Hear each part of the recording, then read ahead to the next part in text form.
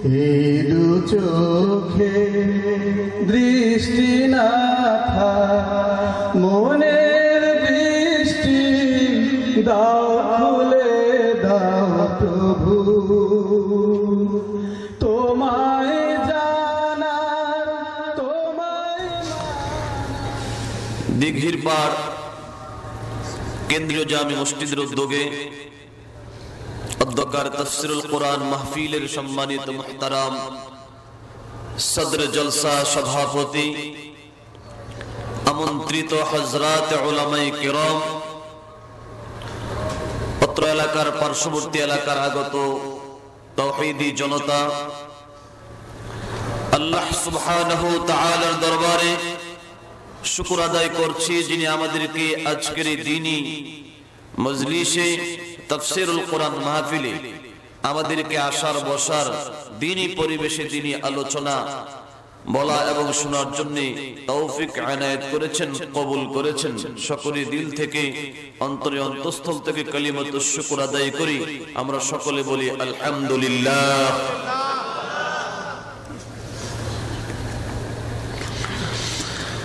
সূরা বনী ইসরাঈলের 23 নম্বর আয়াত আপনাদের সম্মুখে তিলাওয়াত করেছি। যেহেতু আপনারা বিজ্ঞাপনে লিখেছেন তাফসীরুল কোরআন মাহফিল, সূরা বনী ইসরাঈলের 23 নম্বর আয়াত সামনে রেখে সংক্ষিপ্ত কিছু তাফসীর এই সূরা থেকে, এই সূরার এই আয়াত থেকে করার চেষ্টা করব। সূরা বনী ইসরাঈলের এই 23 নম্বর আয়াতে আল্লাহ সুবহানাহু ওয়া তাআলা কি বলেছেন? আলোচনা শুরু করার আগে এই আয়াতটাকে আমরা আলোচনা বোঝার স্বার্থে আর আমিও আলোচনা বোঝানোর স্বার্থে প্রথমত আমরা এই আয়াতটাকে 5টা ভাগ করব, তাহলে আলোচনা বুঝাইতে আর আপনারা বুঝতে সুবিধা হবে। সূরা বনী ইসরাঈলের 23 নম্বর আয়াতে আল্লাহ রাব্বুল আলামিন তার রাসূলকে সম্বোধন করলেন, ওয়া ক্বাদা রাব্বুকা আল্লা তা'বুদু ইল্লা ইয়্যাহু وبالوالدين إحسانا إما يبلغن عندك الكبر أحدهما أو كلاهما فلا تقل لهما أف ولا تنهرهما وقل لهما قولا كريما وقضى ربك আল্লাহ তা'বুদু ইল্লা ইয়্যাহু। এতটুক পর্যন্ত আয়াতের প্রথম ভাগ। ওয়া বিল ওয়ালিদাইনি ইহসানা আয়াতের দ্বিতীয় ভাগ। ইম্মা ইয়াবলুগান্না ইনদাকাল কিবারা আহাদুহুমা আও কিলাহুমা ফালা তাকুল লাহুমা উফ আয়াতের তৃতীয় ভাগ। ওয়ালা তানহারহুমা আয়াতের চতুর্থ ভাগ। ওয়াকুল লাহুমা কাওলান কারীমা আয়াতের পঞ্চম ভাগ। সর্বপ্রথমে আসুন আল্লাহ রাব্বুল আলামিন প্রথম অংশে तमाम পৃথিবীর মানুষকে সম্বোধন করে তার রাসূলের উপরে আয়াতের নির্দেশ নাযিল করে দিলেন। ওয়া ক্বাদা রাব্বুকা সিদ্ধান্ত করেছেন, নির্দেশ দিয়েছেন, ওগো নবী আপনার রব কিসের সিদ্ধান্ত করেছেন, কি ফয়সালা করেছেন, কি নির্দেশ দিয়েছেন? আল্লাহ তা'বুদু তোমরা কারো ইবাদত করতে পারবে না, ইল্লা ইয়্যাহু কেবলমাত্র শুধুমাত্র তোমার রবের ইবাদত করবে, তোমার মালিকের ইবাদত করবে। সকলে আমরা বুঝে থাকলে মুখ খুলে বলি আমরা কার ইবাদত করব? আল্লাহ। আর জোরে আওয়াজ দিয়ে বলি কার ইবাদত করব? শুধুমাত্র কেবলমাত্র রব্বুল আলামিনের ইবাদত করতে হবে, আল্লাহর জমিনে কারো ইবাদত চলবে না। সূরা বনী ইসরাঈলের 23 নম্বর আয়াতে আল্লাহ বলেন আল্লাহ তা'বুদু কারো ইবাদত করা যাবে না, ইল্লা ইয়াহু, শুধুমাত্র আল্লাহর ইবাদত করতে হবে। তাফসীরকারগণ এই আয়াতের তাফসীর করতে গিয়ে লেখে, আয়াতের প্রথম অংশের ভিতরে দুইটা সাইড রয়েছে। আল্লাহ যেহেতু নির্দেশ দিয়েছেন আল্লাহর ইবাদত করার জন্য, তাহলে বোঝা গেল মহান আল্লাহ আপনার আমার কাছে ইবাদত পাও না। জোরে বলেন কথা ঠিক কিনা? ইবাদত পাও না বিদায় আল্লাহ ইবাদত পরিশোধ করার জন্য আল্লাহ পাকের পাও না সময় মতো, ওয়াক্ত মতো, রীতি মতো কন্টিনিউ আল্লাহ পাকের ইবাদত পরিশোধের কথা আল্লাহ নির্দেশ দিয়েছেন। জোরে বলেন ঠিক কিনা? তাফসীরকারগণ লেখেন যে আয়াতের দুইটা সাইড, একটা হলো আল্লাহ রাব্বুল আলামিন তার বান্দার কাছে কিছু পাও না, বান্দা তার মালিক আল্লাহর কাছে কিছু পাও না। আল্লাহ আমাদের কাছে কি পাও না, আর আমরা আমাদের মালিক আল্লাহ পাকের কাছে কি পাও না, বোঝার দরকার আছে না? আল্লাহ আমাদের কাছে পাও না ইবাদত, আমরা আমাদের মালিক আল্লাহ পাকের কাছে পাও না জান্নাত। বলি সুবহানাল্লাহ। এখন আসুন, আল্লাহর পাওনা আমরা আগে দিব না আমাদের পাওনা আমাদের মালিক আল্লাহ আগে দিবে? যদি বলি আল্লাহ তুমি আমাদের পাওনাটা আগে দিয়ে নাও, তার মানে জান্নাতটা আগে দাও, আমরা জান্নাতে আগে গিয়ে বসে পড়ি, এরপরে তোমার পাওনা পরিশোধ করব, আমরা কি পাওনা পরিশোধ করব? জোরে বল। মানুষ যে সেটা জানে, পৃথিবীতে আসার পরেই সংবাদ শুনছে মরণ তার কাঁধে ঝুলন্ত, মরতেই হবে, মরার পর কবর আছে, কবরে আযাব আছে, বহুত হিসাব নিকাশ, মরণের পর অনেক ধাপ আছে, অনেক জায়গায় কাউন্টার আছে, চেকপোস্ট আছে, জায়গায় জায়গায় চেক করা হবে। এই সব কিছু জানার পরেও মানুষ নামাজ রোজার খবর নাই, জীবনের মূল্যবান 40 বছর পার করে দিয়েছে, আল্লাহ পাকের পাওনা পরিশোধ করে না। যেরকম ঠিক কিনা? আর যদি কোনো মতে জান্নাতে ঢুকতেই পারে, আর জান্নাতে ঢোকার সিস্টেম হলো কেউ যদি একবার জান্নাতে ঢুকতে পারে আল্লাহ বের করবেন। সুবহানাল্লাহ। তো এই মানুষকে যদি জান্নাতে ঢোকানো হয় আল্লাহ পাকের পাওনা সে পরিশোধ করবে। তার কারণ হলো আল্লাহ পাকের অনেক ইহসান ও দয়া, অনেক মেহনত ফেরেশতাদের আমাদের উপর আছে। আমরা তো মালিকের কাছে কোনোদিন বলি নাই মালিক তুমি আমাকে আশরাফুল মাখলুকাত, সৃষ্টির সেরা মানুষ বানাইয়া দুনিয়াতে পাঠাও, এই কথাটা কোনোদিন বলেছিলাম? কথা বল। ইচ্ছা করলে পারতেন কিনা গরু ছাগল ভেড়া বকরি হিংস্র প্রাণী বানাইতে পারতেন কিনা? পারতেন না। এই রূহটাই গরু ছাগলের ভিতরে ঢুকাইতে পারতেন। ইহসান ও দয়া মায়া করে মানুষ বানায়া পাঠাইলেন। তাইলে আসুন মুসলমান ইমানদার গোলাম লক্ষ্য করে দিলেন, কেন শুনেন, আল্লাহ রাব্বুল আলামিন আপনার আমার কাছে পাওনা ইবাদত, আমরা আমাদের মালিকের কাছে পাওনা জান্নাত। আমরা কেন মালিকের পাওনা আগে পরিশোধ করতে হবে? মালিকের পাওনা আগে পরিশোধ করার পরে মালিক আমাদের পাওনা বুঝাইয়া দিবে কবরে। বলে বলেন ঠিক কিনা?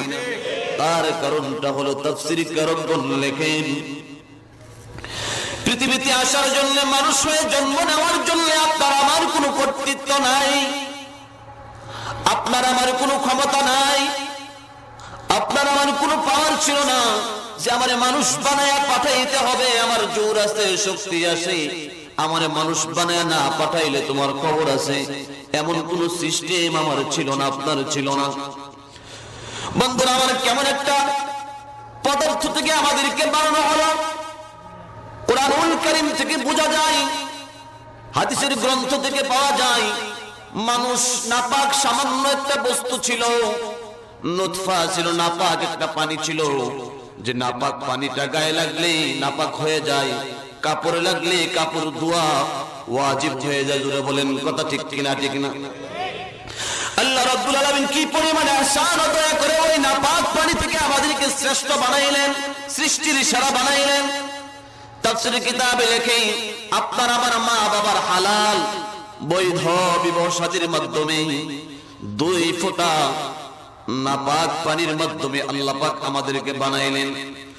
শুধুমাত্র 2 ফোঁটা নাপাক পানির ভিতরে আল্লাহ রাব্বুল আলামিনের নির্দেশ হলো, ফেরেশতারা আমি আমার গোলাম বানাইতে চাই, আমার বান্দারে বানাইতে চাই, আমার বান্দা পৃথিবীর যে জায়গায় কবরস্থ হবে, যেখানে তার মরণ হবে, কবরে যাবে, সেখান থেকে একটু মাটি এনে 2 ফোঁটা নাপাক পানির সঙ্গে মিশায়া তোমরা রিসার্চ করতে থাকো, গবেষণা করতে থাকো।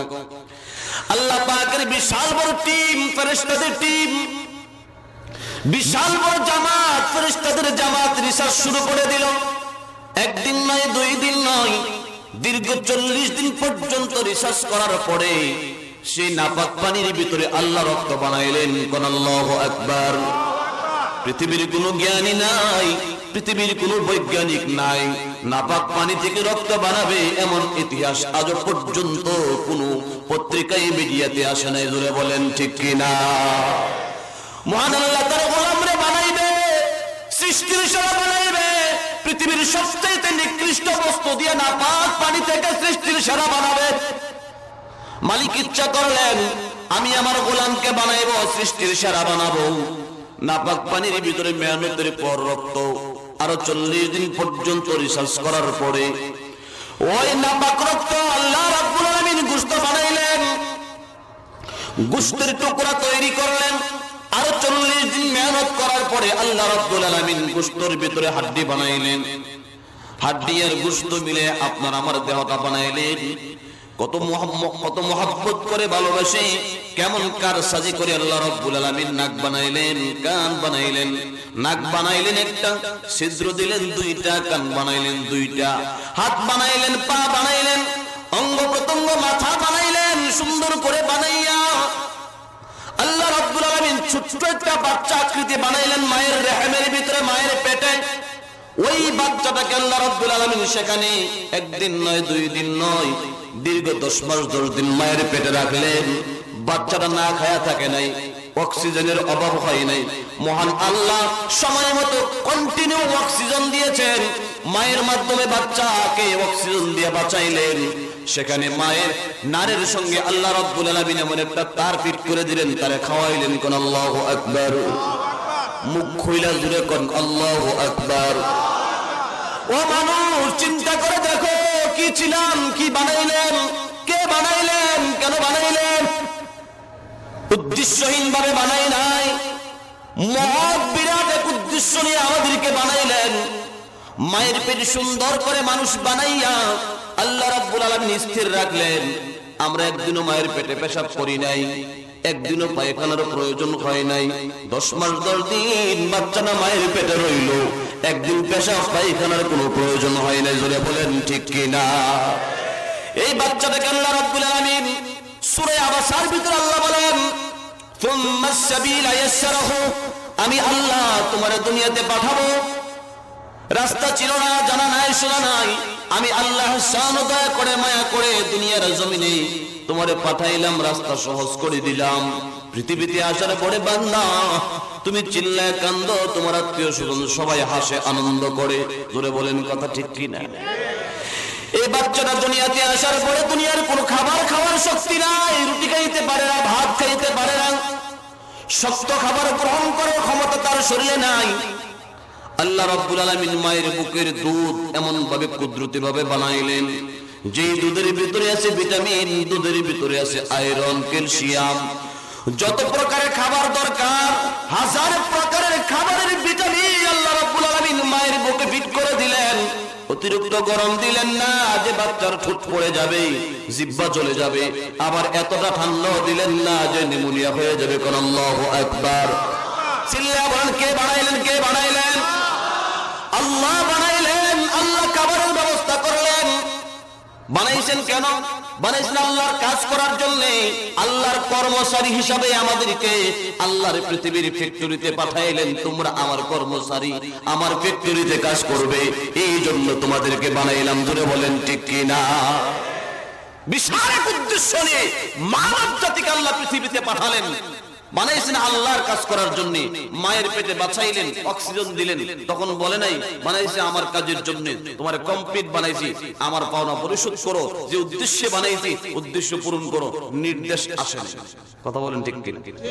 পৃথিবীতে আসার পরে খাবার দাবার বুঝি না, ভাষা নাই, একটাই শুধু কান্না। আল্লাহ পাক কুদরতি ভাবে মায়ের বুকের দুধ ব্যবস্থা করলেন, খাইতে খাইতে বড় হতে লাগলাম। আল্লাহ পাকের মহান উদ্দেশ্য আল্লাহ পাকের ইবাদত করা, তখনও নির্দেশ আসে নাই।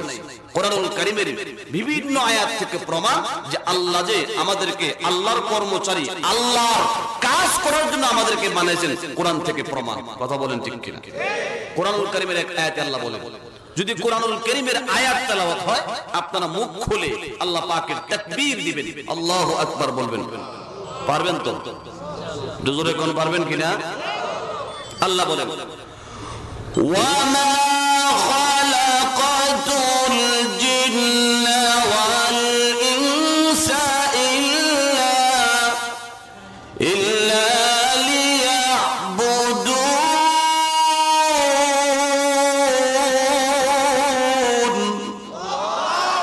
আল্লাহ বলেন, ওয়া মা খালাকতুল জিন্না ওয়াল ইনসা ইল্লা লিয়াবুদুন। মানুষ আর জিন এই দুইটা জাতিকে আমি বানাইলাম শুধুমাত্র আমার ইবাদত করার জন্য, আমার কাজ করার জন্য। কোন আল্লাহ? আমরা বলি আমল করো, আমল শব্দের শাব্দিক অর্থ হলো কাজ বাংলাতে। সে কাজটা যদি ভালো হয় তাহলে সেটা ইবাদত হয়, কাজ যদি মন্দ হয় তাহলে সেটা ইবাদত হয় না, গুনাহ হয়। জোরে বলেন কথা ঠিক কিনা? তো আল্লাহ আমাদেরকে বানাইলেন আল্লাহ পাকের ইবাদত করার জন্য, এই আয়াত থেকে প্রমাণ। আমি আপনাদেরকে বোঝার স্বার্থে একটা এক্সাম্পল দিই। বাংলাদেশের প্রধানমন্ত্রী যদি আপনাদের এই দিঘিরপাড় এলাকার একজন রিকশা ড্রাইভার অথবা ভ্যান চালককে যদি বলে, আজ থেকে সবর আলী তুমি আমার কার্যালয়ে থাকবে, আমার পাশে থাকবে, আমার বাড়ির কাজ করবে, হ্যাঁ তোমাকে প্রতি মাসে 50,000 টাকা বেতন দেওয়া হবে, জোরে গল্প দেখি, বুঝে থাকলে সবর আলী খুশি হবে না বেজার হবে? খুশি হইলে খুশির সীমা নাকি কম হবে না মারাত্মক আকারে হবে? না, আমি সামান্য একজন ভ্যান চালক, আমার মতো একজন লোকাল মানুষ যার কোনো যোগ্যতা নাই, প্রধানমন্ত্রীর কাজ করার জন্য আমাকে নিয়োগ দিয়েছে, সে যেমন খুশি হবে। আমি আপনাদেরকে জিজ্ঞাসা করি, গোটা পৃথিবীর সমস্ত প্রধানমন্ত্রীকে যদি এক পার্শ্বে রাখা হয়, আমার মালিকের সমকক্ষ হবে? আল্লাহ পাকের দ্বারে কাছে যেতে পারবে? তো সে আল্লাহ বলেন, সমস্ত পৃথিবীর প্রধানমন্ত্রী আমি আল্লাহ, হে মানুষ তোমারে বানাইছি আমার কার্যালয়ে আমার কাজ করার জন্য। আল্লাহু আকবার বলেন। আল্লাহ পাকের ইবাদত তার মানে হলো আল্লাহ পাকের কাজ করার জন্য আমাদেরকে বানাইছে। তাহলে উদ্দেশ্য একটা আছে, অনর্থক না, উদ্দেশ্যহীন ভাবে আমাদেরকে বানায় নেই। কোরআনুল কারীমের অন্যত্র এক আয়াতে বলেন, পৃথিবীতে অনেক মানুষ পৃথিবীতে কেন আসলো উদ্দেশ্য মনে নাই, এই কারণে দুনিয়াটা মস্ত বড়, খাও দাও ফুর্তি করো, এভাবে অনেক মানুষ ফুর্তি করতেছে, আনন্দ করতেছে, কেন পাঠাইলেন সে উদ্দেশ্যের খবর নাই। আছে না? জোরে কোন আছে না? নাই। আল্লাহ বলেন, আফাহাসিবতুম আন্নামা খালাকনাকুম আবাসা ওয়া আন্নাকুম ইলাইনা লা তুরজাউন।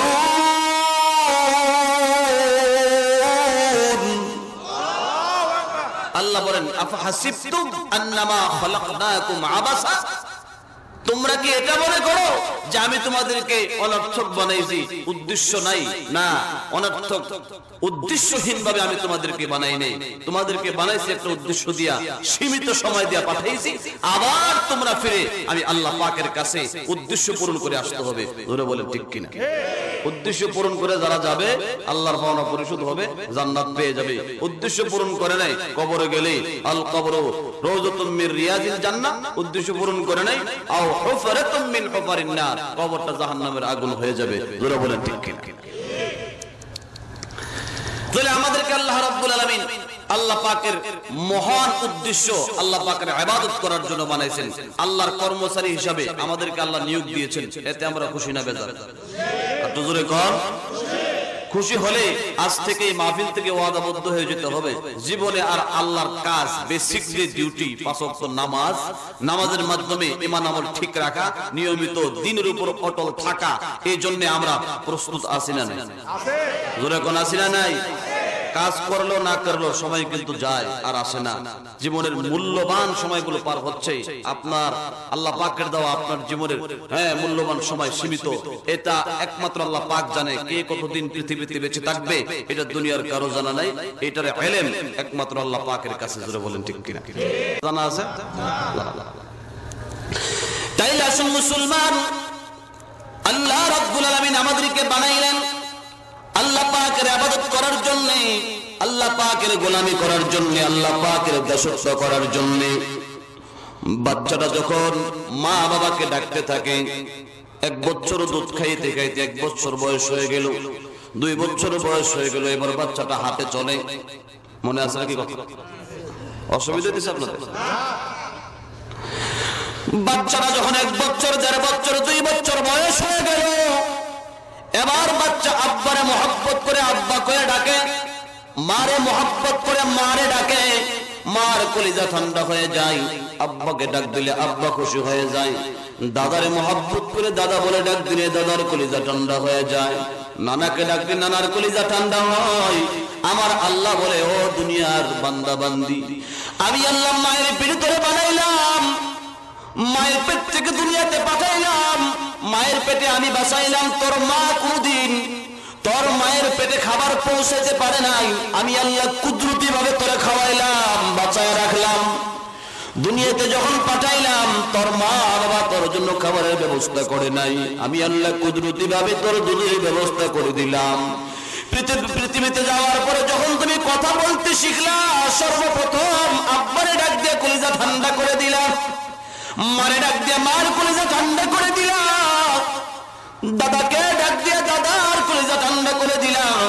আমি আল্লাহর কোনো সন্তান নাই, আমার কোনো স্ত্রী নাই, বংশধর নাই, তুমি আমার বান্দা, আমি আল্লাহর ডাক দিলে আমার কলিজাটা ঠান্ডা হয়ে যায়। কোন আল্লাহু আকবার।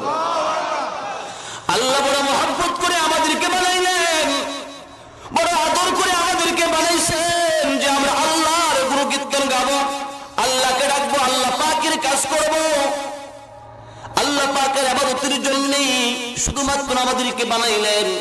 হাদিস শরীফের ভিতরে বিশ্ব নবীর হাদিস মিশকাতুল মাসাবি নামক কিতাবে আছে, বাচ্চাটার বয়স যখন 5 বছর, 6 বছর, 7 বছর হয়ে গেল, এবার বাচ্চা কিন্ডারগার্টেনে পড়ে, বিভিন্ন স্কুলে ভর্তি হয়, সবাইকে ডাকতে পারে, সব চিনে। বিশ্ব নবীর হাদিস রাসূল বলেন, মুরু আওলাদাকুম ওয়া হুম আবনাউ 7 সিনিন ওয়াজরিবুহুম আলাইহিম ওয়া হুম আবনাউ 10 সিনিন। বাচ্চার বয়স যখন 7 বছর বয়স হয়ে যায়, আল্লাহ পাকের নির্দেশ, ও মানুষ তোমারে বানাইলাম আমার ইবাদতের জন্য, আমার কাজ করার জন্য, তুমি আমার কর্মচারী। 7 বছর বয়স থেকে আমার কাজ করার জন্য প্র্যাকটিস শুরু করে দাও। মা বাবার প্রতি নির্দেশ, মুরু আওলাদাকুম, তোমরা নির্দেশ দাও তোমাদের সন্তানদেরকে, ওহুম আবনাউ 7 সিনিন, যখন তাদের বয়স 7 বছর হয়। কয় বছর? যখন তোমাদের বাচ্চাদের বয়স 7 বছর হয়, যেমনি আমি কিন্ডারগার্টেনে যাওয়ার জন্য নির্দেশ দাও, প্রাইভেট পড়ানোর জন্য টিচার রেখে দাও। তোমার বাচ্চাকে দিয়ে স্বপ্ন দেখো ইঞ্জিনিয়ার বানাবে, তোমার বাচ্চাকে দিয়ে স্বপ্ন দেখো তুমি ড্রাইভার বানাবে, ডাক্তার বানাবে, তোমার বাচ্চাকে দিয়ে তুমি স্বপ্ন দেখো আমার বাচ্চা এমুক হবে, অমন হবে, স্যার হবে, টিচার হবে। ঠিক তেমনি ভাবে তোমার বাচ্চা একটা জান্নাতের মালিক হবে, আমার মাওলার সন্তুষ্টির সার্টিফিকেট নেবে। এই জন্য তুমি নামাজের নির্দেশ দাও। জোরে বলেন ঠিক কি না?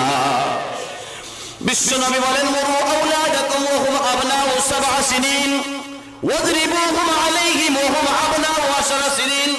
যখন তোমাদের বাচ্চাদের বয়স 10 বছর হয়ে গেল, কিন্ডারগার্টেনে না গেলে যেমন শাসন করো, পড়াশোনা না করলে যেমন শাসন করো, ঠিক তেমনি ভাবে আমি মালিকের হুকুম না আদায় করলে আদবের লাঠি ঝুলাই দাও।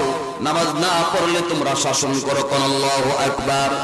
মুসলমান সমাজের ভিতরে তালাশ করে দেখা যায়, বাচ্চার বয়স 7 বছর বা 10 বছর নামাজ পড়বে দূরের কথা, বাচ্চার বাবার বয়স 40-50 হয়ে গেছে, নামাজের কোনো খবর নাই। জোরে কোন আছে না নাই? আর জোরে বলেন আছে না নাই? অথচ মালিক বানাইলেন মালিকের কাজ করার জন্য, শুধুমাত্র আল্লাহ পাকের ইবাদতের জন্য। পৃথিবীতে আমরা বাঁচতে হলে খাইতে হয়, পৃথিবীতে আমরা বাঁচতে হলে পোশাক পরতে হয়, পৃথিবীতে আমরা বাঁচতে হলে বিবাহ শাদী করতে হয়। জোরে বলেন কথা ঠিক কিনা? ঠিক কিনা? আওয়াজ দেন। না খায় বাইসে আছেন নি আপনারা? পৃথিবীতে বাঁচতে হলে খাইতে হয় কিনা? হয় না? খাওয়া লাগে। খাওয়াটা আসল না আল্লাহর ইবাদত আসল? জোরে কর। খাওয়ার জন্য পাঠায় নাই। গরু ছাগল খায়, বেড়া বকরি খায়, হিংস্র প্রাণীরা খায়, পৃথিবীতে যত প্রাণী আছে সবাই খায়। খাওয়া বুঝে সবাই পাগল সহ পৃথিবীর সব কিছু খাওয়া দাওয়া বুঝে, কিন্তু মানুষকে শুধু খাওয়ার জন্য পাঠাই নাই। এটা স্বাভাবিক একটা জিনিস, পেটের দায়ে খেতে হয়। গরু ছাগল দেখবেন মুখ দিয়া খায়, পেট ভরে সারাদিন খাইলো, রাতের বেলা বসে বসে জাবর কাটে। দূরে কোন আছে না? জাবর কাটে, আবার ডুক করে ভিতরে ঢুকায়, আবার আনে, আবার ঢুকায়। সকালবেলা ডেলিভারি দেয়, আবার পরের দিন খাওয়া শুরু করে। সারাদিন খাইলো, রাতের বেলা জাবর কাটলো, পরের দিন ডেলিভারি দিল। এটাই হলো গরু ছাগলের কাজ, আর কোনো কাজ নাই। জোরে কোন ঠিক কিনা?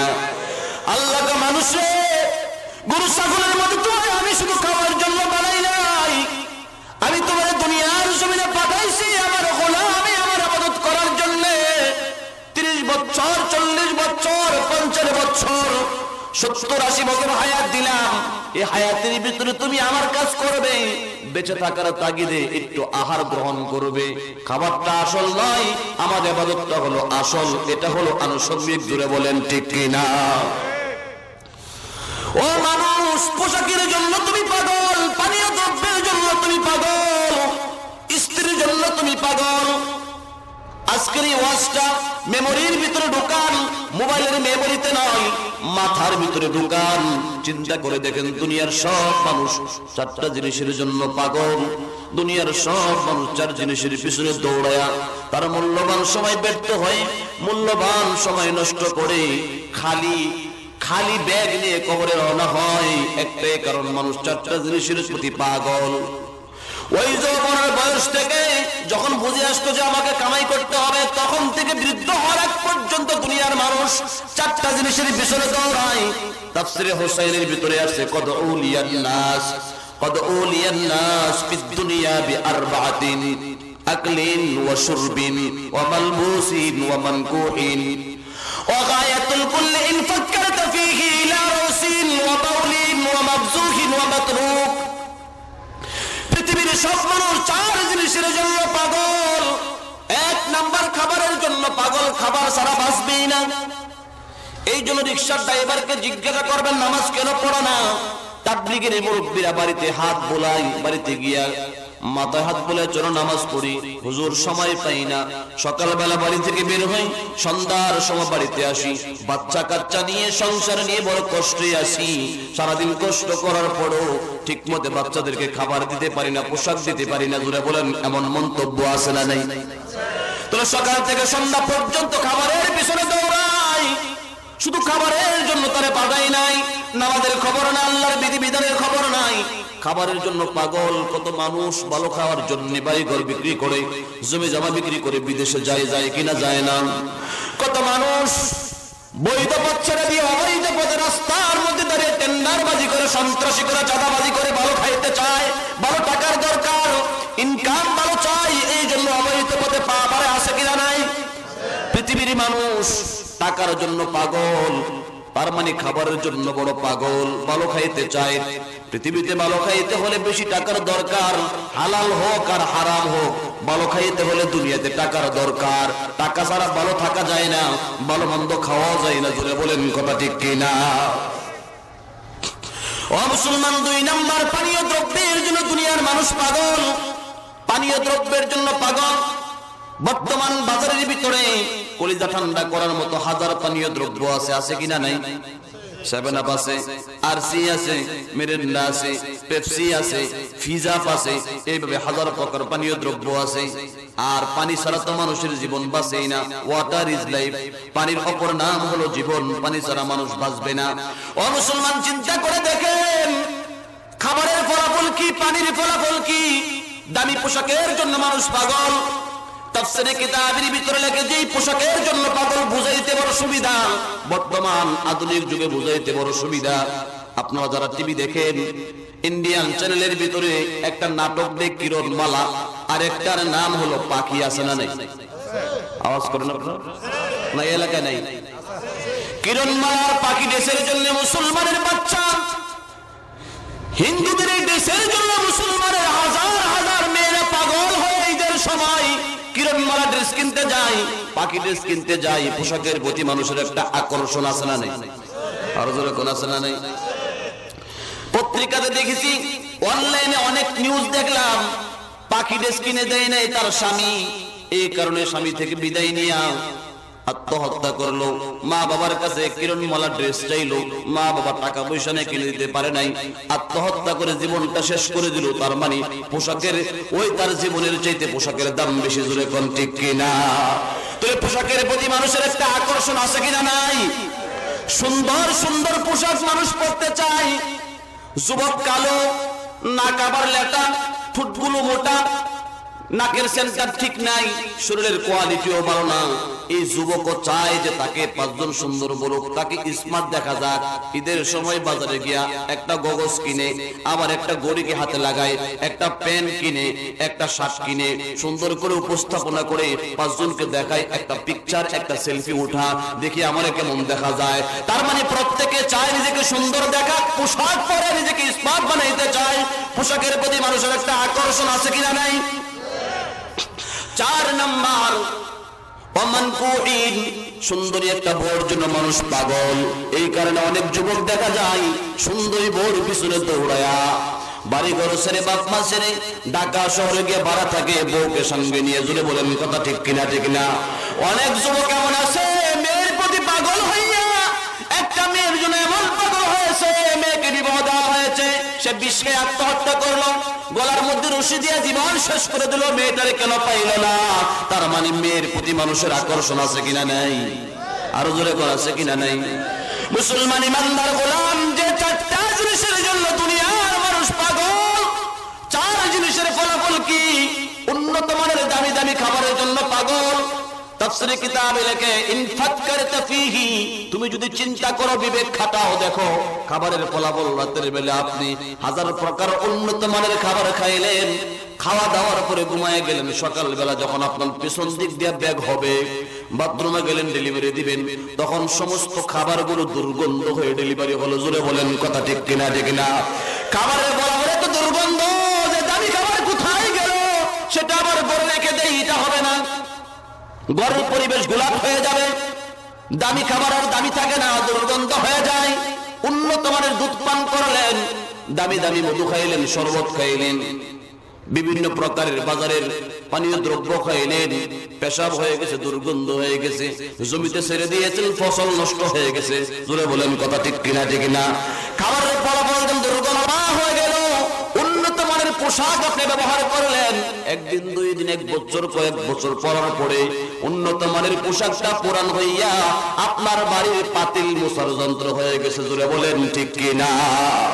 সুন্দর স্ত্রী বিবাহ করলেন, 40 বছর আগে যে স্ত্রীকে বিবাহ করলেন, 40 বছর পরে আপনার সুন্দর স্ত্রী বুড়ি হয়ে গেল, গায়ের চামড়া ঢিলা হয়ে গেছে, চোখের জ্যোতি কমে গেছে, কুজা হয়ে গেছে, হাঁটতে পারে না সোজা হইয়া। জুড়ে বলেন কথা ঠিক কিনা? ঠিক না? হয়তো স্ত্রী আপনাকে রেখে কবরে চলে যাবে, না হয়তো আপনি তারে রেখে কবরে চলে যাবেন। এটা চিরস্থায়ী ঠিকানা নয়, চিরস্থায়ী ঠিকানা হলো জান্নাতে। জোরে বলেন কথা ঠিক কিনা? ও মুসলমান ইমানদার গোলাম, এই 4টা জিনিসের প্রতি মানুষ পাগল হয়ে তার জীবনের শুরু থেকে মরণের আগ পর্যন্ত আল্লাহ পাকের পাওনা পরিশোধ থেকে তারা গাফেল হয়ে গেলে 4টা জিনিসের প্রতি পাগল হয়ে। বুদ্ধিমান তো তারাই যারা দুনিয়ার জমিনের 4 জিনিসের প্রতি পাগল না হয়ে বরং এটাকে আনুষঙ্গিক রেখে, আল্লাহর ইবাদতকে আসল রেখে দুনিয়ার সময়টা যদি কাটাইতে পারে, মরণের পরে কবরে যাবে।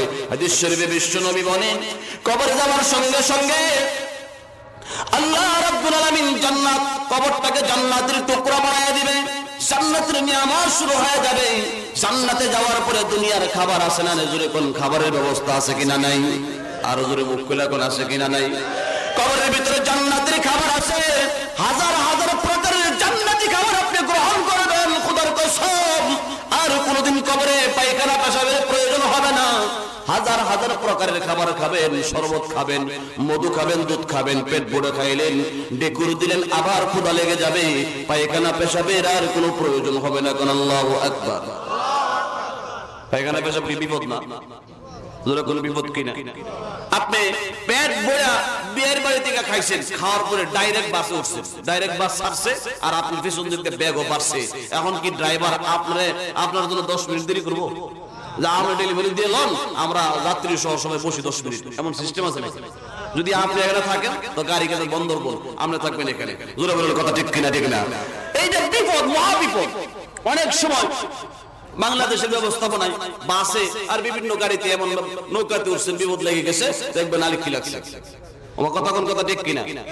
আপনাদের কি অসুবিধা হয়েছে? তো সাউন্ড যে কমে গেছে, আর একজনের জন্য করে উঠতেছেন, তার মানে হলো হুজুর আপনি কইতে থাকেন, আমরা আস্তে আস্তে করে যাবো, কিছুক্ষণ পরে দেখবেন মাঠ খালি।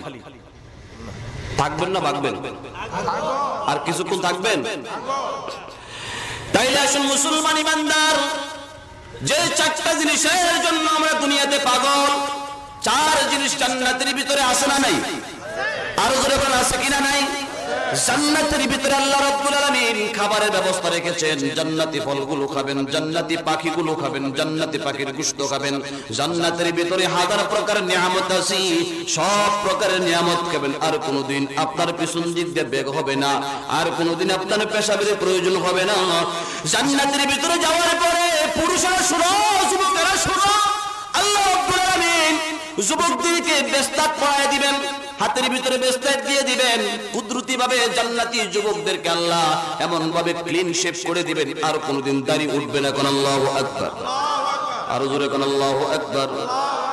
আহলুল জান্নাতি জুরদুন মুরদুন কাহালা, জান্নাতি পুরুষদেরকে আল্লাহ রাব্বুল আলামিন চোখের ভিতরে এমন ভাবে সুরমা লাগায় দিবে, কাজল লাগায় দিবে, স্থায়ী কাজল। যেরকম স্কিনকে টাইট করা যায়, প্লাস্টিক সার্জারি করা যায়, ঠিক তেমন ভাবে আল্লাহ কুদরতি ভাবে প্লাস্টিক সার্জারির মতো চোখে কাজল লাগায় দিবে, আর কোনোদিন সেই কাজল উঠবে না। কোন আল্লাহু আকবার। কাজল লাগালে সুন্দর দেখা যায় না? দুই একজন আসতে পারে, দূরে কন্যা দেখা সুন্দর দেখা যায় কিনা? চোখটা বড় দেখা যায়, স্মার্ট দেখা যায়, ভালো লাগে, বউ বড় পছন্দ করে। তো জান্নাতের ভিতরে আল্লাহ কুদরতি ভাবে চোখে কাজল লাগাই দিবে, আর কোনোদিন এই কাজল আপনার নষ্ট হবে না, ময়লা লাগবে না। জান্নাতের ভিতরে আল্লাহ রাব্বুল আলামিন পুরুষদেরকে জোড়া জোড়া পোশাক পরায় দিবে, জান্নাতি পোশাকগুলো, আর কোনোদিন ময়লার আবরণের স্পট লাগবে না। কোন আল্লাহু আকবার। দুনিয়ার কিরণমালার জন্য পাগল, পাখি দেশের জন্য পাগল, 1 বছর 2 বছর ব্যবহার করার পরে পুরানো হয়ে যায়, কিন্তু জান্নাতি পোশাকগুলো আর কোনোদিন পুরানো হবে না, পুরান হবে না, নষ্ট হবে না, দাগ লাগবে না, স্পট লাগবে না। জান্নাতি বউগুলো, জান্নাতি স্ত্রীগুলো আল্লাহ রাব্বুল আলামিন রেখে দিয়েছেন মিশকাতুল মাসাবি নামক কিতাবে লিখে। জান্নাতি হুরগণ এত সুন্দর করে জান্নাতি পুরুষদেরকে পাওয়ার পরে গান গাবে, নাহনুল খালিদাতু ফালা নাবিদু ওয়া নাহনুর রাদিয়াতু ফালা নাবখাসু তুবা লিমান কুন্না লানা ওয়া কুন্না লাহু। আল্লাহু আকবার বলেন। জান্নাতি স্ত্রীগণ গান গাবে, ও জান্নাতি পুরুষরা, আমরা তোমাদের জন্য, তোমরা আমাদের জন্য আল্লাহ বানাইলেন। দুনিয়ার স্ত্রীরা সাবান চাইলো সময় মতো না দিলে বদনাম শুরু হয়ে যায়। তোমার সংসারে এসে কোনোদিন কোনো কিছু পাই নাই, জীবনে একটা সাবান কিনা দেও নাই, একটা তেল সোডার কিনা দেও নাই। কিন্তু জান্নাতি স্ত্রীরা আপনার কাছে কোনো কিছুই চাবে না, কোনো দিন আপনার কাছে কোনো চাহিদার জন্য দরখাস্ত করবে না, সবকিছু ম্যানেজ করবেন মহান আল্লাহ। আল্লাহু আকবার।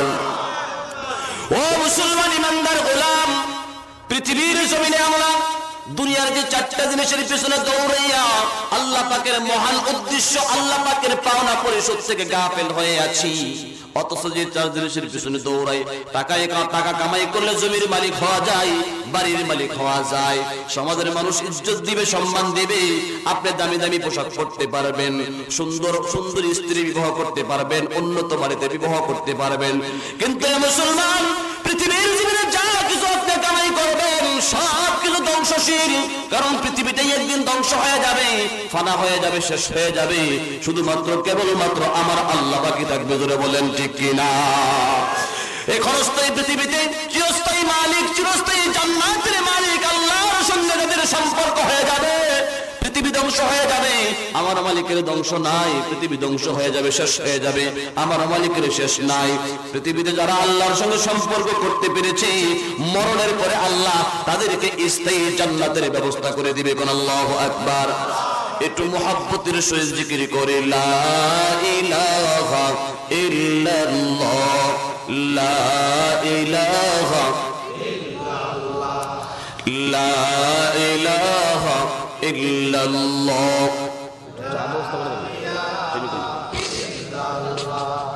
লা ইলাহা ইল্লাল্লাহ। আসমানের মালিক যেই আল্লাহ, জমিনের মালিক সেই আল্লাহ, হায়াতের মালিক যেই আল্লাহ, মৌতের মালিক সেই আল্লাহ। শুধু লা ইলাহা ইল্লাল্লাহ, জোরে জোরে লা ইলাহা ইল্লাল্লাহ, লা ইলাহা ইল্লাল্লাহ, মুহাম্মাদুর রাসূলুল্লাহ সাল্লাল্লাহু আলাইহি ওয়াসাল্লাম। তাহলে মূল আলোচনা কথা মনে আছে তো? আমরা ইবাদত করব কার? আল্লাহ। এজন্যই বানাইছেন আমাদেরকে, ইবাদত করব আল্লাহ। এখন প্রশ্ন হলো, আল্লাহর ইবাদত করব, আল্লাহর ইবাদত করার সিস্টেম পদ্ধতি আল্লাহ কি বলে দিয়েছেন না বলেন নাই? বলছেন। আল্লাহ পাকের ইবাদত করব আল্লাহর দেওয়া পদ্ধতি মতো, আল্লাহর রাসূলের দেওয়া সিস্টেম মতো, আমাদের মন মতো না। জোরে বলেন, কথা ঠিক কিনা? কোরআনুল কারীমের এক আয়াতে আল্লাহ বলেন, তোমরা ইবাদত করবে আল্লাহ, কিন্তু আল্লাহর ইবাদত করতে গিয়ে যেন গুনাহ না হয়ে যায়, শিরক যেন না হয়।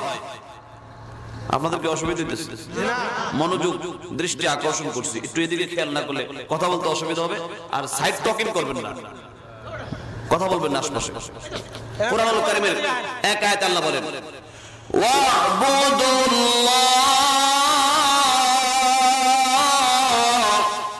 ওয়ালা।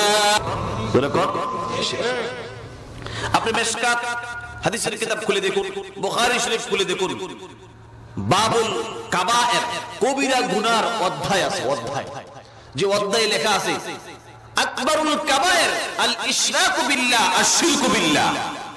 সবচেয়ে বড় কবিরা গুনাহ, পৃথিবীতে সবচেয়ে বড় অপরাধ। মনে রাখেন মুরব্বিরা, পৃথিবীতে সবচেয়ে বড় অপরাধ, সবচেয়ে বড় গুনাহ হলো আল্লাহর সঙ্গে শিরক করা। এটা সবচেয়ে বড় ইবাদত, সবচেয়ে বড় পাপ, সবচেয়ে বড় গুনাহ। তাহলে বাংলাদেশে, আমাদের দেশে এই শিরকের সিস্টেম পদ্ধতি খালি বাংলাদেশে নয়, এশিয়া মহাদেশে সবচাইতে বেশি। জোরে বলেন, কথা ঠিক কিনা? আমাদের দেশে হকপন্থী কিছু পীর আছে, কিন্তু বাতিল পন্থী হাজার হাজার পীর আছে, আছে না? জোরে মুখ খোলা করে আছে না নাই? হকপন্থী পীর যারা কোরআন ও হাদিস মোতাবেক যারা নিজের জীবন পরিচালনা করে এবং মুরিদদেরকে পরিচালিত করে, তারা হকপন্থী। কোরআন হাদিস ছাড়া নিজের বানানো কোনো কিছু বলে না। কিন্তু বন্ড যারা আছে, নিজেরা গাঁজা খায়, নাচ রং তামাশা করে, ছেলে মেয়ে অবাধে চলাফেরা করে, উরুস করে, গান বাদ্য করে, গাঁজা খায়, এরপরে এই সিস্টেমে আল্লাহরে ডাকে, আছে না? এত আসতে গেলে মনে হয় যে নাই, আছে না? তাহলে যারা আল্লাহ যে বললেন ইবাদত করো আমার, এখন গানাদার যারা গান গায়, এরা করবে এদের মতো নাচ্চা গায়া। গাঁজা যারা খায়, এরা গাঁজা খায়া। যারা সুদখোর আছে, সুদের ব্যবসা চালায়া। যারা ঘুষখোর আছে, ঘুষের ব্যবসা চালায়া। যার যার মতো সে নিজের মন মতো আল্লাহরে ডাকবো, কাজ হইব না? কথা কোন কাজ হবে? আল্লাহ আল্লাহর ইবাদত করতে বলেছেন আল্লাহর দেওয়া পদ্ধতি মতো, যার যার মন মতো না। মারফতের পথ ধরছে, মারফতের পথ ধরে গুলির মুরিদ হইয়া নামাজ রোজার খবর নাই, নাচ্ছা গায়া, গাঞ্জা গায়া, বুররাতের খিচুড়ি গায়া বাড়িতে আসে, আল্লাহর ডাকছে। জোরে করে নাউজুবিল্লাহ। ইসলাম মানে আমরা এটাও বুঝি না। ইসলাম আমি এটার বাংলা এভাবে বলে থাকি, ইসলাম মানে হচ্ছে আপনার পরিপূর্ণ লাইফটাকে, পরিপূর্ণ জীবনটাকে আপনি একটা গণ্ডির ভিতরে রাখতে হবে। ইসলাম মানে কিছু নিয়ম নীতি, সেই নিয়ম নীতিটা এমন যে আপনার জীবনে খাবেন তো ইসলামের নিয়ম আছে, বাথরুমে যাবেন তো ইসলামের নিয়ম আছে, বাজারে যাবেন তো ইসলামের নিয়ম আছে, যা কিছু করবেন আপনার পরিপূর্ণ জীবনটাই ইসলামের দেওয়া পদ্ধতি মতো পরিচালিত করার নামই হলো মুসলিম। জুড়ে বলেন ঠিক কিনা? কোরআনুল কারীমের এক আয়াতে আল্লাহ বলছেন, ইন্নাদ-দীনা ইনদাল্লাহিল ইসলাম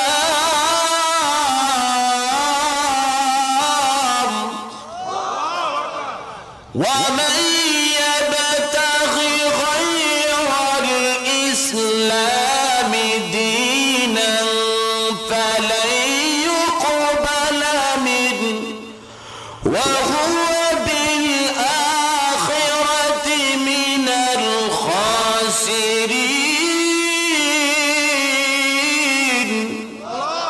আল্লাহ বলেন, ইন্নাদ-দীনা ইনদাল্লাহিল ইসলাম, একমাত্র মনোনীত পছন্দের ধর্ম হলো আল্লাহ পাকের কাছে ইসলাম।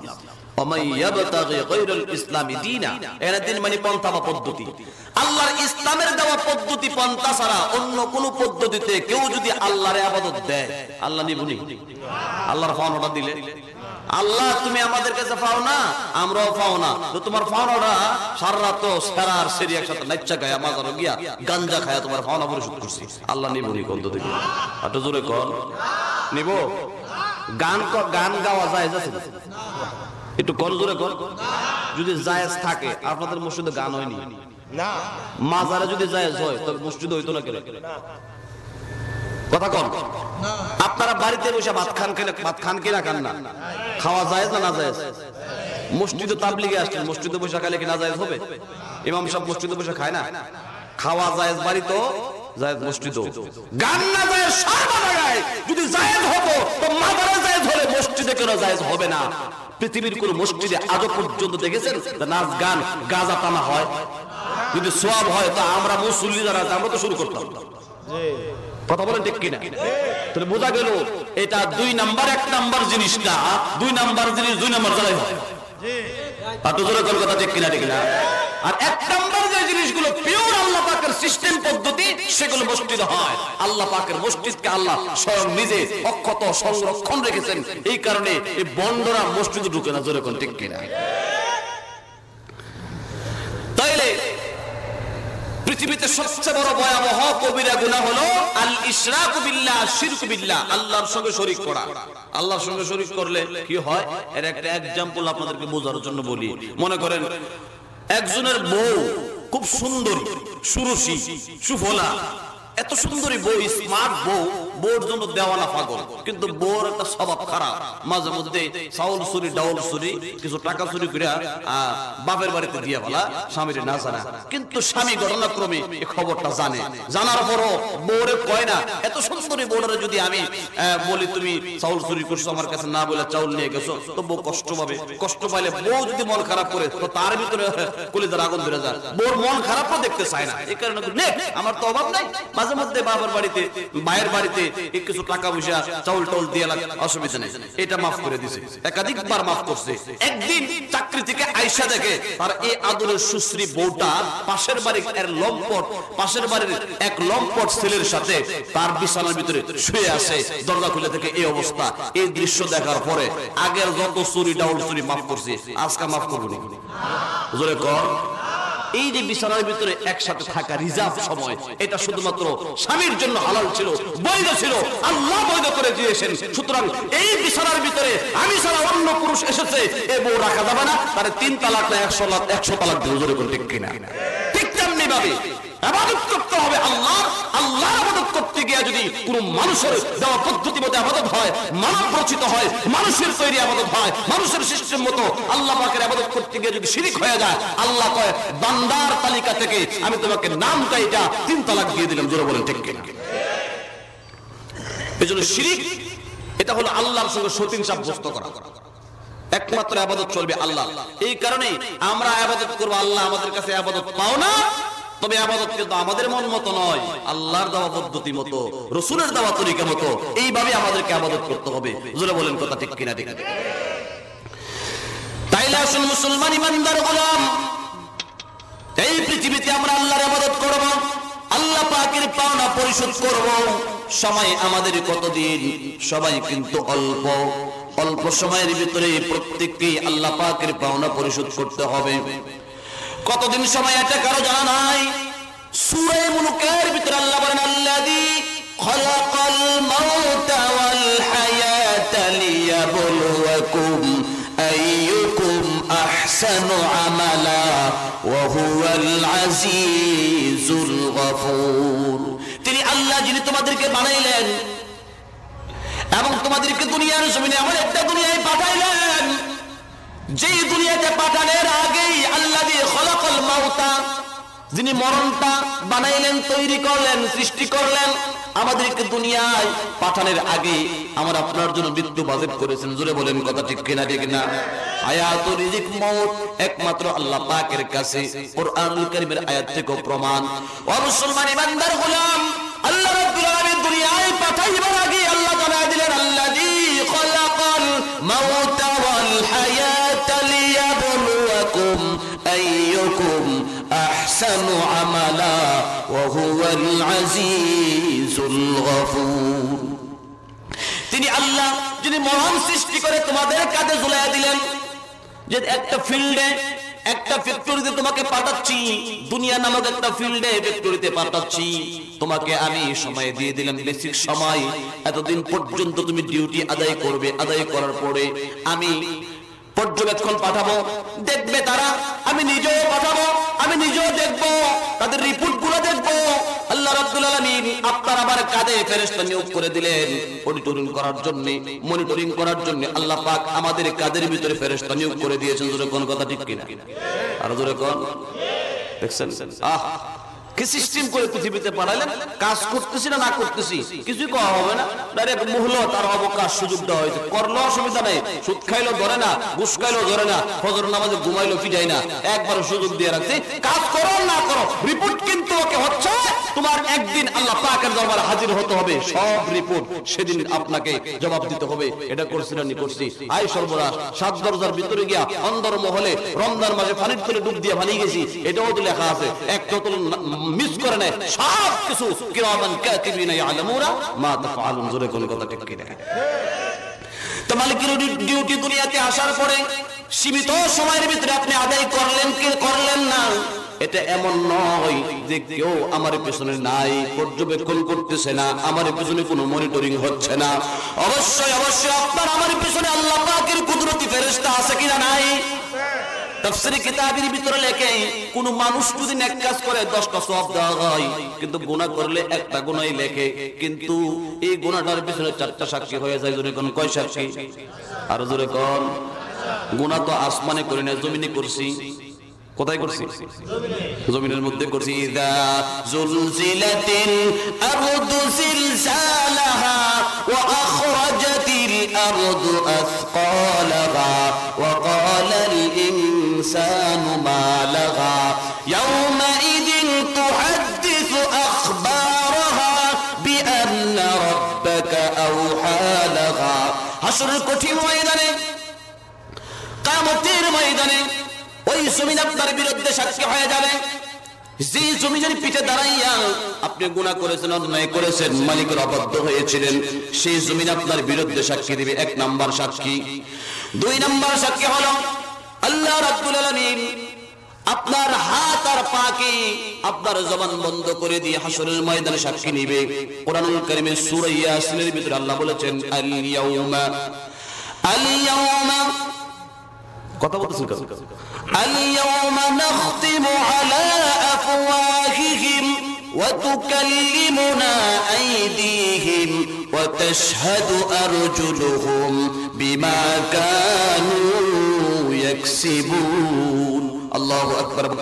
সাক্ষী, পা সাক্ষী, অঙ্গ প্রত্যঙ্গ আপনার বিরুদ্ধে সাক্ষী। 3 নাম্বার সাক্ষী হলো কিরামান কাতিবিনা ইয়ালামুনা মা তাফআলুন।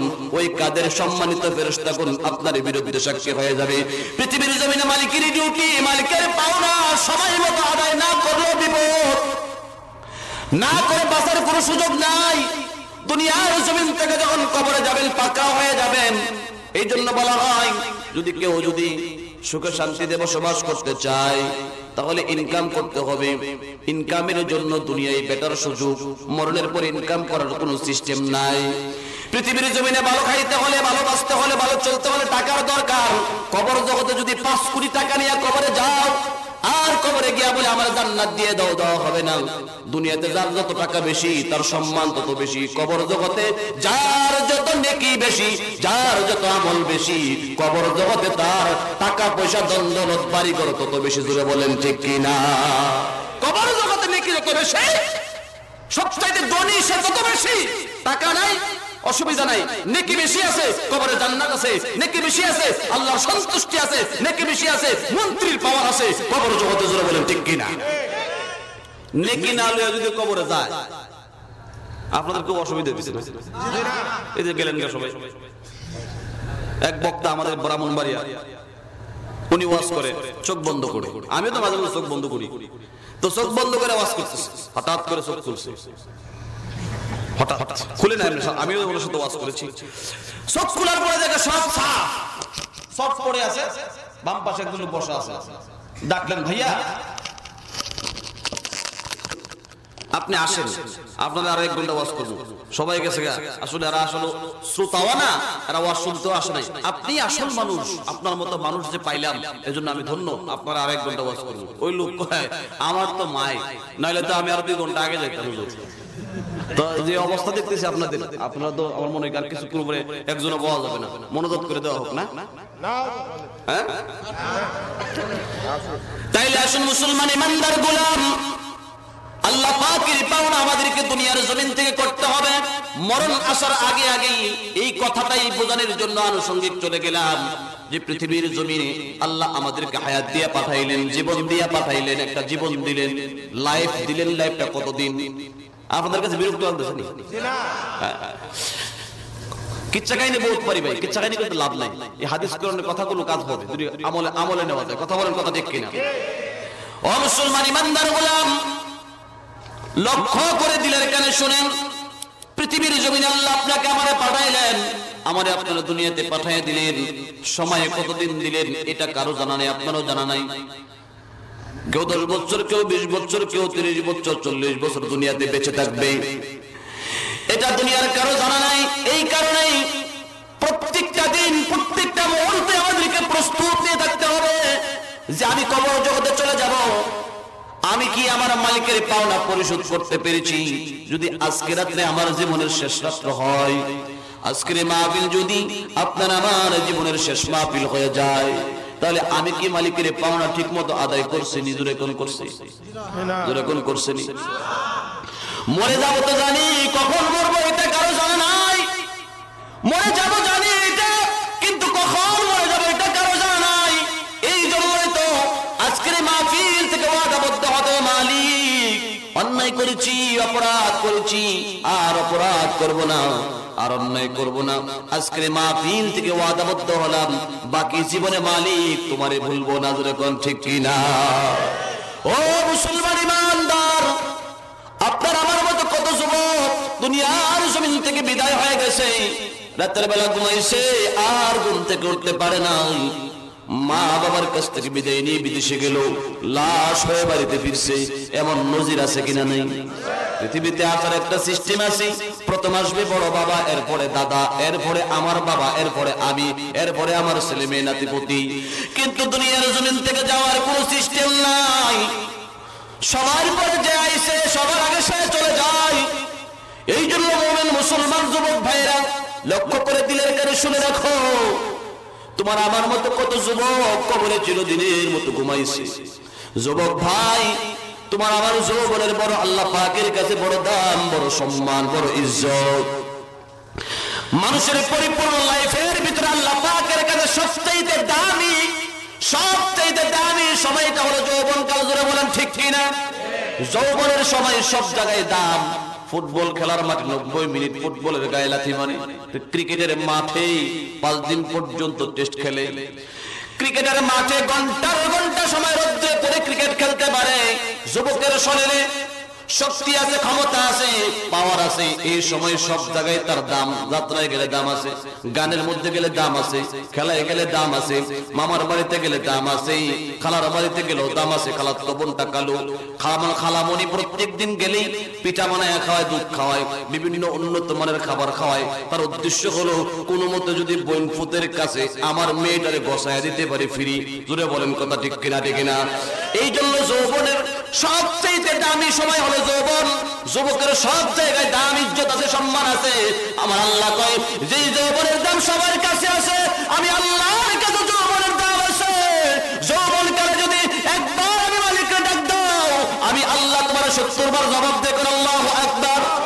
ও যুবক দিলের কারে শুনে রাখো, হাদিস শরীফের ভিতরে আসছে ওয়াসাবুন নাশা ফি ইবাদাতি রাব্বিহি। ওই যুবক যারা যৌবনকালে ইবাদত করছে, আল্লাহ পাকের আরশের ছায়ার নিচে 7 শ্রেণীর মানুষ আল্লাহর আরশের ছায়ার নিচে আশ্রয় পাবে।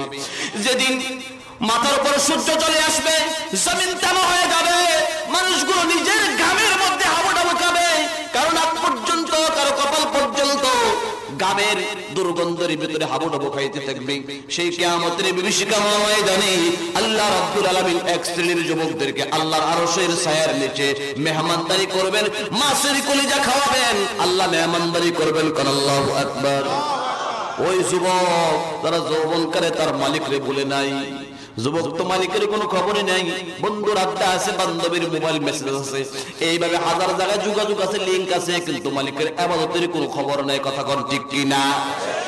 যৌবনের পাওয়ার থাকতে সব জায়গায় দাম দিলে আল্লাহরে দাম দিলে না। আপনার জীবনের সবচেয়ে দামি সময় হলো যৌবনকাল। যখন বুড়া হয়ে গেলেন, এখন খেলার মাঠে ক্রিকেট খেলতে পারেন না, ফুটবল খেলতে পারেন না, টিভিতে গেলে বদনাম, সিনেমায় গেলে বদনাম, গানে গেলে বদনাম, বাড়িতে গেলেও ফুলার বউ খেস খেস করে দমকি মারে, কোন জায়গায় যখন দাম নাই। জীবনের লাইফটার সবচাইতে অকিজু জুটা সময়টা, এবার করার কোনো উপায় নেই, মসজিদে গিয়ে পড়ে গেলাম, আল্লাহরে জীবনের শেষ জুটাটা আল্লাহরে দিয়ে দিলাম। ধরে কোন ঠিক কিনা? ও মুসলমান, জীবনের শেষ জুটা আল্লাহরে দিও না। আল্লাহ তোমার বানাইছে আল্লাহর কাজ করার জন্য। 40 রাকাত নামাজ পড়লে যুবকের গায়ে কোনো কষ্ট লাগবে না, কোনো ক্লান্তি আসবে না, দুর্বলতা আসবে না। এই জন্য যৌবনকালে আল্লাহ পাকের ইবাদত করা, যৌবনকালে আল্লাহর ইবাদত করলে আরো লাভ কি? একটা এক্সাম্পল দৃষ্টান্ত দিয়ে আপনাদেরকে বোঝায়। আর্মিতে যারা চাকরি করে, সেনাবাহিনীতে যারা চাকরি করে, সরকারি চাকরি যারা করে, 20 থেকে 30-40 বছর পর্যন্ত সরকারি চাকরি করার পরে তাকে শেষ বয়সে রিটায়ার দেওয়া হয়, অবসর দেওয়া হয়। জোরে বলেন কথা ঠিক কিনা? ঠিক কিনা? অবসর দেওয়ার পরে তার বেতন বন্ধ হয় না, রিটায়ার পাওয়ার পরে, পেনশন পাওয়ার পরে প্রত্যেক মাসে তাকে একটা বেতন দেওয়া হয়, বাধা দেওয়া হয়। জোরে বলেন কথা ঠিক কিনা? 71 সালে মুক্তিযোদ্ধা হয়েছিল, ওই মুক্তিযোদ্ধা যারা প্রত্যেক দিন যুদ্ধ করে না, এখন একদিনও যুদ্ধ করে না, বাড়িতে বসে আছে, প্রত্যেক মাস শেষেই মুক্তিযোদ্ধা বাধা উঠায় নিয়ে আসে। জোরে বলেন ঠিকঠাক দিব? আরো জোরে করেন সুবহানাল্লাহ। এটা মালিকের পাওনা, মালিকের পাওনা পরিশোধ করতে হবে যুবক। এই জন্য যৌবনটারে মূল্যায়ন করে আমরা ইবাদত করতে চাই কিনা চাই না? আরো জোরে আওয়াজ দিয়ে কোন চাই কিনা চাই না? ইবাদত করলে মালিক খুশি হবে। এই জন্য আল্লাহ রাব্বুল আলামিন সূরা বনী ইসরাঈলের 23 নম্বর আয়াতের শুরুতে বলেন, ওয়াকাদা রাব্বুকা আল্লা তা'বুদু ইল্লা ইয়্যাহু। আল্লাহ রাব্বুল আলামিন সিদ্ধান্ত করে দিয়েছেন তোমরা কারো ইবাদত করবে না, কারো গোলামি করবে না, কারো দাসত্ব করবে না, ইল্লা ইয়্যাহু, কেবলমাত্র শুধুমাত্র আল্লাহ পাকের ইবাদত করবে। তো আমরা আল্লাহ পাকের ইবাদত যদি দুনিয়ার জমিন থেকে করে যেতে পারি, আল্লাহ পাকের ওয়াদা আমাদের পাওনা, আল্লাহ রাব্বুল আলামিন জান্নাতের নিয়ামতটা কবর থেকে দিবেন। কেমন ভাবে? হাদিস শরীফের ভিতরে আছে, আল কবরু রাওযাতুম মির রিয়াজিল জান্নাহ আও হুফরাতুম মিন হুফারিন নার।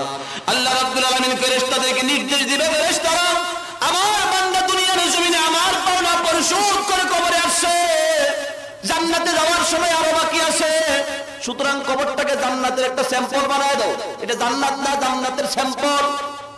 ওয়াফতাহু লাহু বাবান ইলাল জান্নাহ, কবরের ভিতরে জান্নাতের একটা দরজা খুলে দাও। কোন আল্লাহু আকবার। আল্লাহু আকবার। জান্নাতে যাইতে চাই কিনা চাই না? আর জোরে কোন?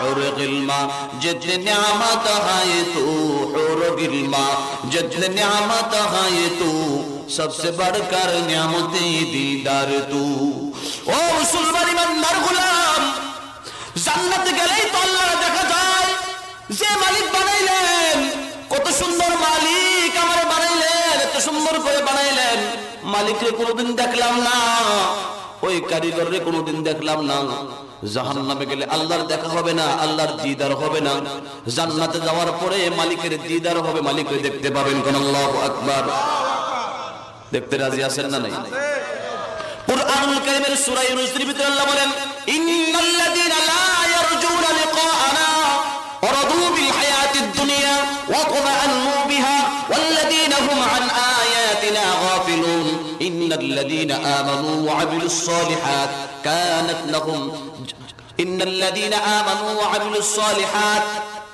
تجري من تحتهم الأنهار في جنات النعيم دعواهم فيها سبحانك اللهم وتحيتهم فيها سلام وآخر دعواهم أن الحمد لله رب العالمين الله رب العالمين বলেন দুনিয়ার জমিনে যারা দুনিয়ার দৌলত পেয়ে দুনিয়ার টাকা পয়সা পেয়ে দুনিয়ার স্ত্রী পেয়ে দুনিয়ার সন্তান পেয়ে দুনিয়ার বংশধর পাওয়ার পরে আমি আল্লাহরে বলে গেছে দুনিয়া নিয়ে সন্তুষ্ট হয়ে গেছে তারা পুরা কপাল দুনিয়াটা ধ্বংস হয়ে যাবে তার মহব্বত তার ভালোবাসা তার জমি জমা বাড়ি ঘর বিল্ডিং সব ধ্বংস হয়ে যাবে দুনিয়া পাওয়ার পরে যারা মালিকরে বলে নাই ইন্নাল্লাযীনা আমানু ওয়া আমিলুস সালিহাত আল্লাহর প্রতি ঈমান এনেছে নেক আমল করছে আল্লাহ বলেন তাজরি মিন তাহতিহিমুল আনহার ফি জান্নাতিন নাঈম আল্লাহ রাব্বুল আলামিন জান্নাতের নিয়ামত তাদের পদদেশ দিয়া আল্লাহ জারি করে দিবেন কোন আল্লাহু আকবার এজন্য মুসলমান ইমানদার গোলাম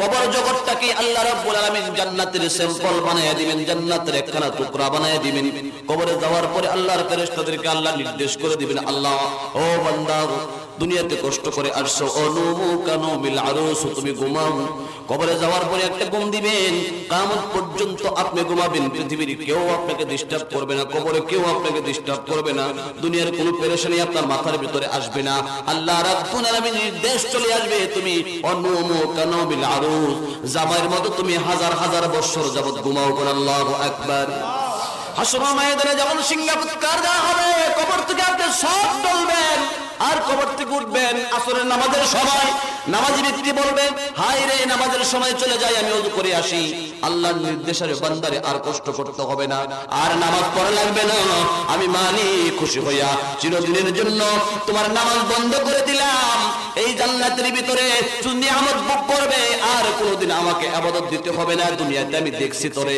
তুই আমার ইবাদত করিস কিনা তোর ইবাদত আমার কোনো দরকার নাই তোর ইবাদত করলেও আমার দাম বাড়বে না ইবাদত না করলেও আমার মান কমবে না যারা বলেন ঠিক কি না আমার মালিকের ইবাদত আমরা যদি ছেড়ে দেই আজ থেকে যদি আমরা জিগিরপাড়া এলাকার মানুষ যারা আছি যদি মনে করি যে আমরা আর আল্লাহ পাকের ইবাদত করব না আজ থেকে আমরা আল্লাহ পাকের ইবাদত ছেড়ে দিব আল্লাহর মান কমবে না আর জোরে কোন আমরা সবাই যদি সব মানুষ যদি আজ থেকে আল্লাহর ইবাদত শুরু করে দেই আল্লাহর মান বাড়বে নাকি আল্লাহ আল্লাহর জায়গায় আছে জোরে বলেন ঠিক কি না ইবাদত করব আল্লাহর জন্য নয় ইবাদত করব আমাদের জন্য জোরে বলেন ঠিক কি না আল্লাহ রাব্বুল আলামিন আমাদেরকে দুনিয়াতে পাঠাইছেন আল্লাহ পাকের নির্দেশ আমরা ইবাদত করব যে তোমরা ইবাদত করো তবে ইবাদত আল্লাহ আমাদের কাছে পাও না এই তাফসীরে কিতাবে বলা হয়েছে তার মানে হলো আমাদের ভালোর জন্য আল্লাহ এই নির্দেশ দিয়েছেন ইবাদত করলে লাভ আমাদের মালিকের নজরে বলে ঠিক কি না পৃথিবীর জমিনে কত কষ্ট করি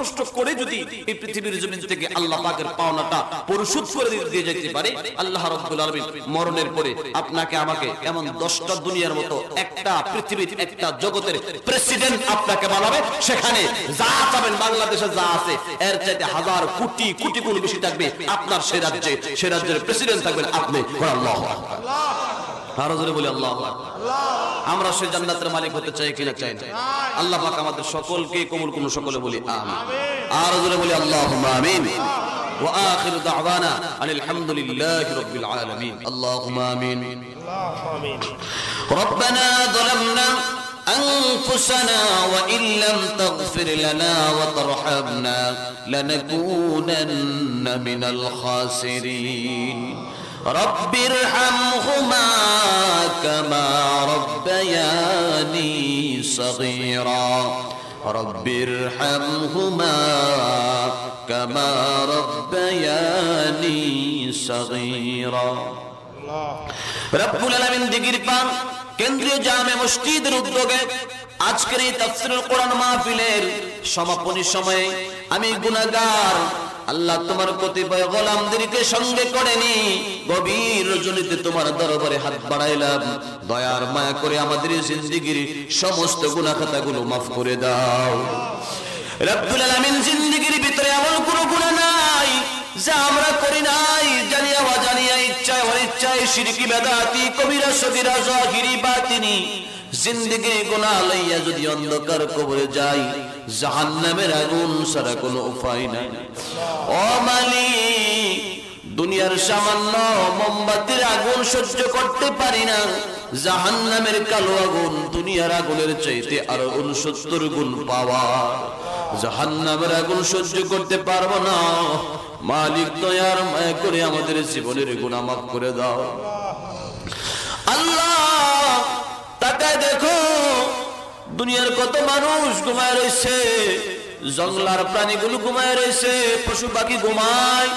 তোমার একদল পাগল বান্দা কোরআনের মুহাব্বতে, হাদিসের মুহাব্বতে গভীর রাত্র পর্যন্ত মাহফিলে বসে আছে।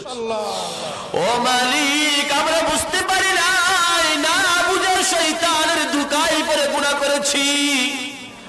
সন্তান যদি মা বাবার কাছে অন্যায় করে, বাবা যদি ধাক্কা দিয়ে বাড়ি থেকে বের করে দেয়, মা কিন্তু সন্তানের জড়ায়া লয়। আল্লাহ, আমরা গুনাহ করছি, তোমার গুনাহগার গোলাম বলে যদি আমাদেরকে তাড়ায় দাও, কোথায় যাব? তোমার দরবার ছাড়া তো উপায় নাই। আমাদেরকে ধিক্কার দিয়ে তাড়ায় দিও না মালিক। আমাদের জীবনের গুনাহ মাফ করে তোমার কুদরতি কোলে আমাদেরকে উঠায়া নাও।